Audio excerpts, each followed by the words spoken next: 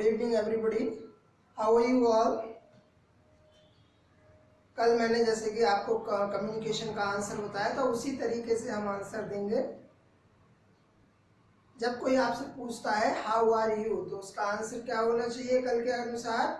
I am good, thank you and you.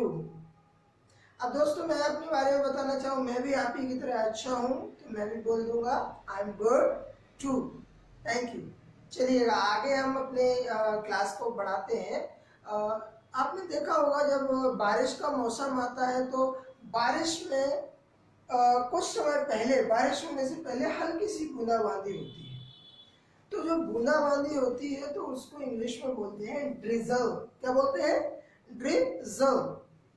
अब अगर मैंने देखा बाहर की हल्की सी बूंदाबांदी हो रही है तो इसको इंग्लिश में कैसे बोलेंगे कि बूंदाबांदी हो रही है? जनरली कई लोग बोलने लगते हैं। दोस्तों याद रखिए, जब भी हम प्राकृतिक सेंटेंस बोलना शुरू करते हैं तो उसको हमेशा इट से शुरू करते हैं। किससे? इट। अब अगर बूंदाबांदी हो रही है तो बोलेंगे इट, और इट के साथ हम बचपन से यूज करते आ रहे हैं इज, और काम लगातार जारी है तो ड्रिजल में हम आईएनजी लगाकर बोल देंगे। बूंदाबांदी हो रही तो बोलेंगे इट इज ड्रिजलिंग। क्या बोलेंगे? It is drizzling. अब मैंने देखा कि चलो ठीक है, मम्मी ने मुझे आवाज लगाई, बोला बेटा दूध लेकर आओ।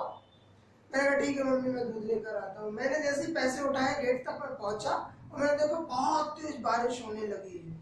अब देखिए बूंदाबांदी से अब बारिश में बदल गई है। अब बारिश हो रही है, बारिश होने को इंग्लिश में बोलते हैं रेन। और अगर बारिश हो रही है तो बोलेंगे इट इज रेनिंग। क्या बोलेंगे? It is raining. फिर भी मैंने पैसे उठाए और मैंने अम्ब्रेला उठाया कि चलो मैं दूध लेने निकलता हूँ। अब जैसे ही मैंने अम्ब्रेला उठाया, लेकिन मैंने बाहर देखा बारिश रुक चुकी है। ठीक है, मैंने कहा अम्ब्रेला रख देते हैं। बारिश रुक चुकी है मतलब बारिश हो चुकी है। और जब कोई काम खत्म हो जाए, कल हमने सीखा था अगर कोई काम हमने खत्म किया है तो have action plus third form. लेकिन यहाँ पर देखिएगा, यहाँ पर काम खत्म हुआ है, बारिश होने वाला, तो बारिश हो चुकी तो बोलेंगे इट। अब हैव की जगह याद रखना हैज का यूज करना है। इट हैज रेन्ड। क्या? इट हैज रेन्ड। चलिएगा, अगर हम ऐसे देखा, मैंने भाई को घर पर कि भाई ने सुबह सुबह उठा और उसने ब्रश लिया हाथ में और ब्रश करना शुरू कर दिया। दांत साफ करने को बोलते हैं ब्रश द टीथ। क्या बोलते हैं? Brush the teeth. अब मैंने देखा भाई कर रहा है तो भाई के लिए इंग्लिश में बोलेंगे ही, और ही के साथ हम क्या यूज करेंगे? इज। उसके साथ जो काम जारी है उसके लिए इंग्लिश में बोलेंगे ब्रशिंग द टीथ। मतलब भाई मेरा ब्रश कर रहा है तो बोलेंगे he is brushing the teeth. Brush करके वो बाहर निकला, उसने ब्रश कर लिया, मतलब कि उसने ब्रश करने वाला काम खत्म कर दिया, तो बोलेंगे ही के साथ थर्ड पर्सन के लिए हम यूज करेंगे हैज। हैज के साथ भी हम एक्शन की कौन सी फॉर्म यूज करेंगे? Third form. तो भाई ने ब्रश कर लिया तो बोलेंगे he has action plus third form. यहाँ पर एक्शन क्या है? ब्रश। तो ब्रश में ईडी लगाकर बना लेंगे थर्ड फॉर्म उसकी ब्रश्ड, तो बन जाएगा he has brushed. Okay. Then ऐसे ही मेरे पापा ने मुझे आवाज दी कि यहाँ पर आकर देखो कि दीदी क्या कर रही है बड़ी। तो मैंने कहा दीदी को मैं देखता हूँ क्या कर रही है। दीदी को मैंने देखा तो दीदी किचन में बर्तन धो रही थी। बर्तन धोने को बोलते हैं, बर्तनों को इंग्लिश में बोलते हैं यूटेंसिल्स। क्या बोलते हैं? यूटेंसिल्स। और उनको धोने को बोलते हैं वॉश यूटेंसिल्स। क्या बोलते हैं? Wash utensils. अब मैंने देखा, देखिए दोस्तों, जो भाई बहन है हमारे फैमिली में, वो एक बड़े होते हैं, कुछ छोटे होते हैं। बड़े भाई को या बड़ी बहन को इंग्लिश में बोलते हैं एल्डर। छोटे भाई या छोटी बहन को इंग्लिश में बोलते हैं यंगर। मेरी बड़ी दीदी को मैंने किचन में देखा कि वो बर्तन धो रही है, तो मैं उनके लिए इंग्लिश में क्या बोलूंगा? She is washing utensils. क्या बोलूंगा? She is washing utensils. कुछ समय बाद, 2-3 मिनट बाद मैंने देखा कि दीदी बाहर निकल के आ गई और उन्होंने बोला मम्मी मैंने बर्तन साफ कर दिए, मतलब बर्तन धो दिए, मतलब दीदी ने बर्तन धोने वाला काम खत्म कर दिए। तो हम उनके लिए इंग्लिश में क्या बोलेंगे? शी। अब वो थर्ड पर्सन है, चलिएगा मैं आपके थर्ड पर्सन को क्लियर कर देता हूँ। थर्ड पर्सन ये 4 लोग होंगे। कौन कौन से 4 लोग? ही, शी, इट, नेम। नेम किसी का भी नाम हो सकता है, आनंद, आकाश, प्रकाश, कोई भी एक नाम हो सकता है जिसमें हम नाम दे सकते हैं, जैसे कि गीता या कोई भी नाम हो सकता है उसमें। चलिएगा, तो ये 4 थर्ड पर्सन रहेंगे, ही, शी, इट, नेम। अब जब भी हम थर्ड पर्सन की बात करेंगे तो याद रखना, अगर थर्ड पर्सन ने कोई काम खत्म किया है तो उसके लिए हैज का यूज करेंगे, और हैज के साथ एक्शन की कौन सी फॉर्म? Third form. मेरी मम्मी ने मुझे आवाज दी, नल आ गए बेटा पानी भर लीजिए। मैंने कहा मम्मी मेरे पास टाइम नहीं, मुझे स्कूल जाना है। मैं तैयार हुआ, इतने में पापा ने आवाज दी कि बेटा एक काम करो, दूध लेकर आओ। मैं दूध लेने के लिए गया और मैं दूध लेकर आया और मम्मी को दूध का पैकेट मैंने दे दिया। मैं तैयार होकर स्कूल के लिए निकला। मैं बस स्टॉप पर खड़ा था, वेट कर रहा था अपने स्कूल बस का, और जैसे ही मैंने देखा कि बस आ रही, तो मैं उसको इंग्लिश में कैसे बोलूंगा कि बस आ रही है मेरे पास? अगर बस आ रही है तो उसको इंग्लिश में बोलेंगे बस इज कमिंग। लेकिन मैंने देखा कि बस आई, लेकिन बस स्टॉप पर नहीं रुकी और सीधी चली गई। अब बस चली गई तो मतलब बस ने जाने वाला काम खत्म कर दिया, बस चली गई। तो किसी चीज को हमने सीखा था, जाने को कल बोलते हैं गो। गो की सेकंड फॉर्म वेंट और थर्ड फॉर्म गॉन। अगर बस चली गई है तो क्या बोलेंगे? बस। अब बस क्या है?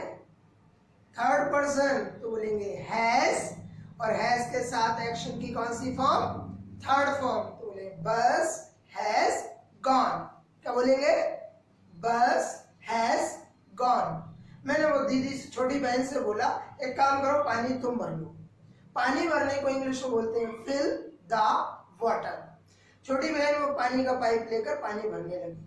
कुछ समय बाद उसने पानी भर लिया। मैंने देखा उसने पानी भर लिया, उसने आवाज दी मम्मी मैंने पानी भर लिया। तो मैंने देखा कि छोटी बहन ने पानी भर लिया, उसने पानी भरने वाला काम खत्म कर दिया। तो इसका मतलब है शी हैज, फिल की थर्ड फॉर्म होती है। देखो कल मैंने आपको प्रॉमिस किया था कि अगर किसी एक्शन की सेकंड और थर्ड फॉर्म बनाना है तो आप खुद बनाएंगे, क्या लगाकर? ईडी। तो फिल की थर्ड फॉर्म बनाने के लिए हम ईडी फिट कर लेंगे उसमें, तो बन जाएगा फिल्ड। तो दीदी ने पानी भर लिया, बहन ने पानी भर लिया, तो बोलेंगे she has filled the water. क्या? She has filled the water. Nice. हम कम्युनिकेशन की बात करते हैं।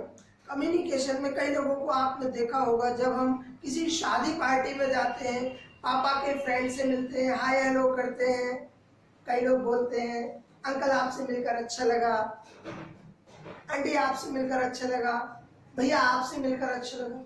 कई लोग इंग्लिश में इसको ऊट-पटांग तरीके से बोलते हैं, कई लोग गलत बोल देते हैं, कई लोग शर्म के मारे बोल ही नहीं पाते हैं। आज से मैं आपको बता रहा हूँ, अगर किसी इंसान से आप मिलकर आपको खुशी होती है, अच्छा लगता है, जब आप उससे मिले और उससे आप मुलाकात करें, और जब आप जाने लगे मुलाकात करके, तो उससे 3 शब्द बोलिएगा कि आपसे मिलकर अच्छा लगा।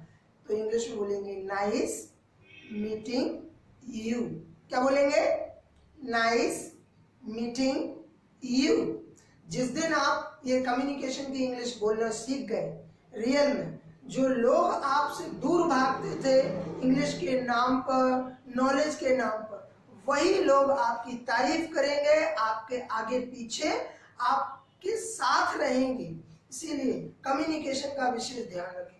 अगर मान लीजिए किसी मीटिंग में, किसी फंक्शन में, किसी फ्रेंड ने या किसी अंकल ने या किसी अननोन पर्सन से मुलाकात आपकी होती है और उसने आपसे मुलाकात करके उसको अच्छा लगा और उसने बोल दिया आपको नाइस मीटिंग यू, तो उस टाइम पर आप क्या करेंगे? कोई बात नहीं, चिंता करने की कोई बात नहीं।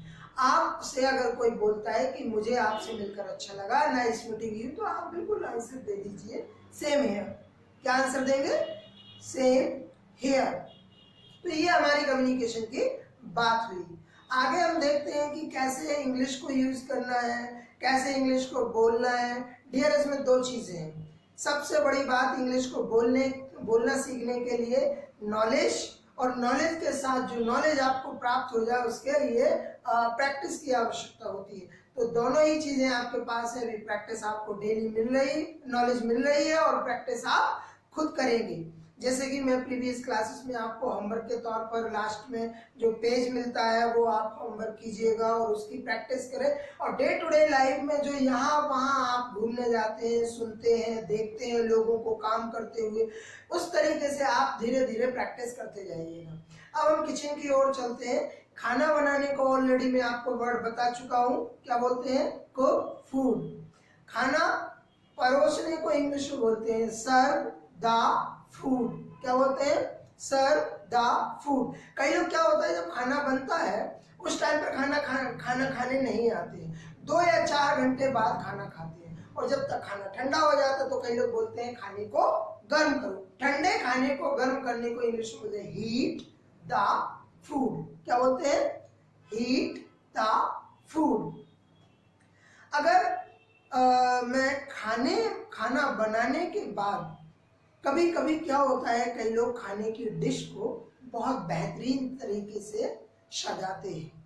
जैसे कई लोग धनिया डालते हैं, ड्राई फ्रूट्स डालते हैं, कई लोग क्रीम डालते हैं, कई लोग और भी बहुत सारी चीजें ऐड कर देते हैं। सपोज करो मैंने कि पनीर की सब्जी बनाई और पनीर में ऊपर से हरी धनिया डालना है, मतलब कि सब्जी को सजाना है। माय डियर फ्रेंड्स, जो सब्जी होती है बनने के बाद उसको इंग्लिश में बोलते हैं डिश। क्या बोलते हैं? डिश। अब मैं पनीर की डिश को क्या करूंगा? सजाऊंगा। मतलब कि डिश को सजाना, उसको इंग्लिश में बोलते हैं गार्निश द डिश। क्या बोलते हैं? Garnish the dish. अब अगर मैंने देखा कि मेरी मम्मी के हाथ में हरी धनिया है और वो पनीर की सब्जी के ऊपर ऐसे डाल रही है, मम्मी क्या कर रही है? सब्जी डिश को सजा रही है। She is garnishing the dish. क्या? She is garnishing the dish. और अगर मम्मी ने डिश को सजा दिया है, साइड में रख दिया है, तो मतलब कि मम्मी ने डिश सजाने वाला काम खत्म कर दिया।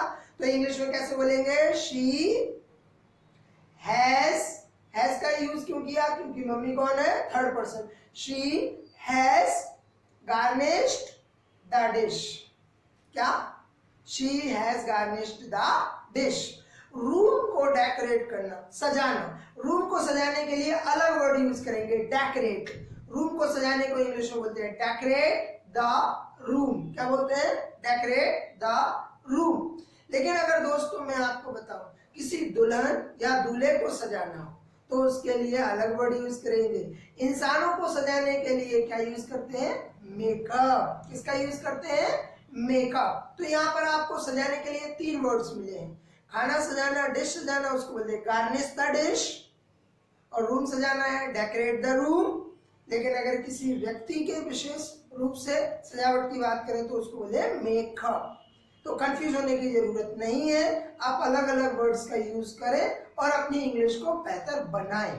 अब हम आपको बताते हैं कि आगे वाले जो क्लासेस आपको मिलेगी तो उन क्लासेस में आपको बताया जाएगा कि इंग्लिश में कॉन्वर्सेशन कैसे करते हैं।